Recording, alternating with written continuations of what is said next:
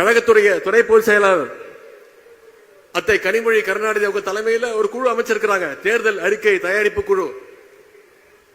அந்த குழு தமிழ்நாடு முழுக்க பயணிச்சு மக்களை சந்திச்சு அவங்களுடைய கோரிக்கைகள், குறிப்பா மகளிருடைய தேவைகள் எல்லாம் உணர்ந்து ஒரு தேர்தல் அறிக்கையை தயாரிக்க இருக்கிறாங்க.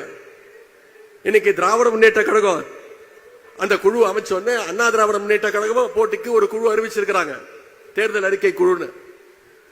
நான் அடிமைகளை பார்த்து கேட்கிறேன், எப்படியும் எங்களுடைய தேர்தல் அறிக்கையை பார்த்து காப்பி அடிச்சு நீங்க தேர்தல் அறிக்கையை விட போறீங்க.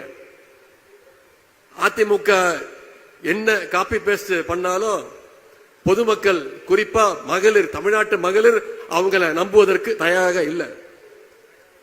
ஏன்னா திராவிட முன்னேற்ற கழகம் தான் என்னைக்கும் சொல்வதை செய்கின்ற அரசாகவும் செய்வதை சொல்லுகின்ற அரசாகவும் நம்முடைய திராவிட மாடல் அரசு செஞ்சு காட்டி இருக்கு. பெண்களுடைய வாழ்க்கை முன்னேற வேண்டும் என்று அவர்களுடைய இடத்திலிருந்து யோசிச்சு பார்த்து உழைக்கின்ற இயக்கம் திராவிட முன்னேற்ற கழகம். எனவே தமிழ்நாட்டு மகளிர் எப்பொழுதுமே கழகத்தின் பக்கம் உறுதியா நிற்பீங்க. அதற்கு இங்க கூடியிருக்கக்கூடிய இந்த கடல் போல கூடியிருக்கக்கூடிய இந்த மாநாடு சாட்சி.